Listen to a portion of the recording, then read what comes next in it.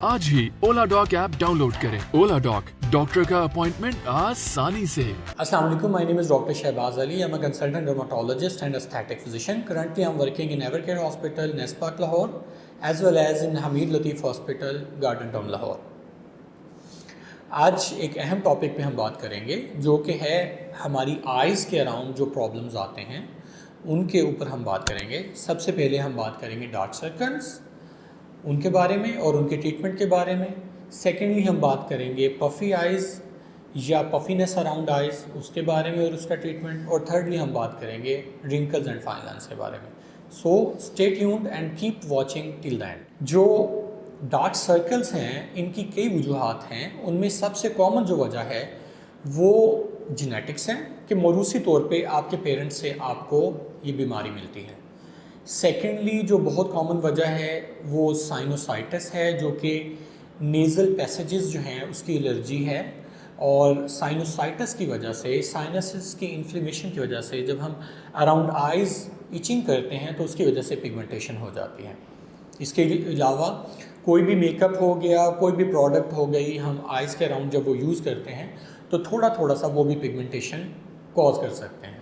फिर इसके अलावा अगर ये आपकी स्किन जो है ये थिन है तो इसके नीचे जो ब्लड वेसल्स हैं वो जब बहुत ज़्यादा प्रोमिनेंट होती हैं तो उसकी वजह से एक ब्लैक शेडिंग आती है जिसकी वजह से आपकी आइज़ जो हैं वो ब्लैक नज़र आती हैं। अभी हम इसके ट्रीटमेंट की तरफ आते हैं। इसका ट्रीटमेंट जो है वो बहुत डिफ़िकल्ट और बहुत ज़्यादा वो पेचीदा है। उसके लिए सबसे पहले हमने अपनी जो स्लीप हैबिट्स हैं उनको ठीक करना है कि हमारी स्लीप जो है वो प्रॉपर होनी चाहिए। हमारी डाइट जो है वो प्रॉपर होनी चाहिए, उसमें विटामिन सी का इंटेक अच्छा होना चाहिए। और उसके अलावा जितने भी एंटीऑक्सीडेंट्स हैं वो हमारी उसमें विटामिन ई हो गया, लेसिथिन हो गया, ग्लूटाथायोन हो गया, वो शामिल होना चाहिए। फिर इसके अलावा हमने आइज़ के अराउंड टॉपिकली कुछ क्रीम्स हैं वो अप्लाई करनी है या कुछ सीरम्स हैं वो अप्लाई करने हैं जिनसे पिगमेंटेशन का इशू ठीक होगा। उनमें जो कॉमनली यूज़ होते हैं वो vitamin K, tretinoin, niacinamide, vitamin C, hydroquinone, ये सारे जो हैं कंपाउंड्स, इनको या तो हम इकट्ठा भी यूज़ कर सकते हैं या इनको सेपरेटली भी यूज़ कर सकते हैं।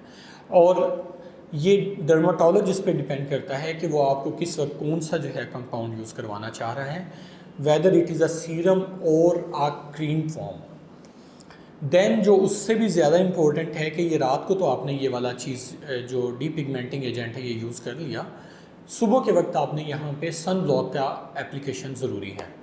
फिर अगर आपके यहाँ पे स्किन बहुत ज़्यादा थिन है, फैट लॉस है और शेडिंग इफेक्ट आ रहा है तो उसका ट्रीटमेंट फिलर्स से भी हो जाता है और पीआरपी से भी हो जाता है। और आजकल एक न्यू ट्रीटमेंट आई हुई है जिसको पीडीआरएन या पीएन, पॉलीन्यूक्लियोटाइड या पॉलीडीऑक्सीराइबोन्यूक्लियोटाइड कहा जाता है, वो भी इंजेक्ट किया जाता है जो कि एक्चुअली डीएनए के फ्रेगमेंट्स हैं और वो जहाँ पे भी सेल डेथ होती है उसको रिपेयर करते हैं जिसकी वजह से न्यू स्किन बनती है और आपकी स्किन जो है वो ठीक हो जाती है। हमारा सेकंड जो प्रॉब्लम है around eyes that is puffy eyes और पफ़ीनेस अराउंड आइज़, जिसमें आइज़ के अराउंड थोड़ा थोड़ा सा अडीमा आ जाता है, फ्लूइड एक्यूमुलेट हो जाता है। वो बहुत कॉमनली आजकल यंग में भी नज़र आता है और एजड में भी नज़र आता है। जो पफ़ी आइज़ आजकल यंग लोगों में भी नज़र आता है और बूढ़ों में भी नज़र आता है। या तो ये जो है आपका बहुत ज़्यादा सॉल्ट इंटेक या शुगर इंटेक की वजह से बनता है या फिर ये कोई अंडरलाइन कॉज हो सकती है जैसे हाइपरथायराइडिज्म, डायबिटीज़ मेलाइटस या किडनी का इशू उसकी वजह से बन सकता है। और इसके अलावा ये सन डैमेज और एजिंग की वजह से भी ये बन सकते हैं।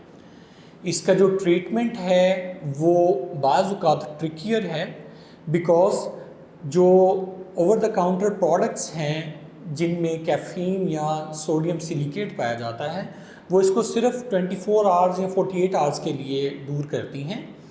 फिर हमें अल्टीमेटली लोअर लिड ब्लेफरोप्लास्टी की तरफ जाना पड़ता है जो कि एक सर्जिकल प्रोसीजर है जिसमें कोई भी अपोलो प्लास्टिक सर्जन या जो है डर्माटोलॉजिस्ट यहाँ पे इंसिजन दे के excessive fat as well as excessive skin को रिमूव कर देता है और ये जो आपका मसला है ये परमानेंटली रिजॉल्व हो जाता है। Now coming another important topic that is wrinkles and fine lines around our eyes, जिसकी बहुत सारी कॉमन कॉजेज़ हैं, जिनमें से एक तो कॉज है dieting as well as sun exposure.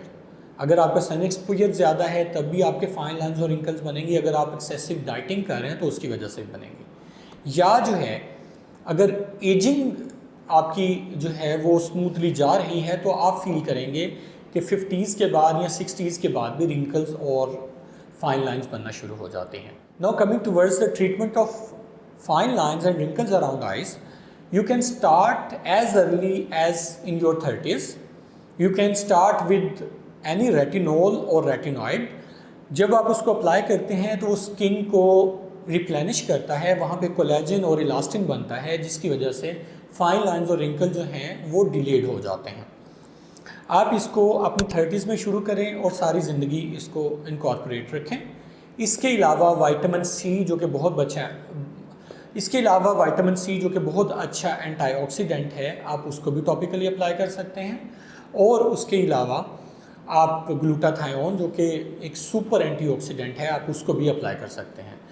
फिर इसके अलावा अगर हम मज़ीद इसका ट्रीटमेंट चाहें तो उसके लिए फिर बोटॉक्स और फिलर्स जो हैं वो हम करवा सकते हैं, जो कि 6 महीने से लेके 1 साल तक हमें इन चीज़ों से, रिंकल्स से और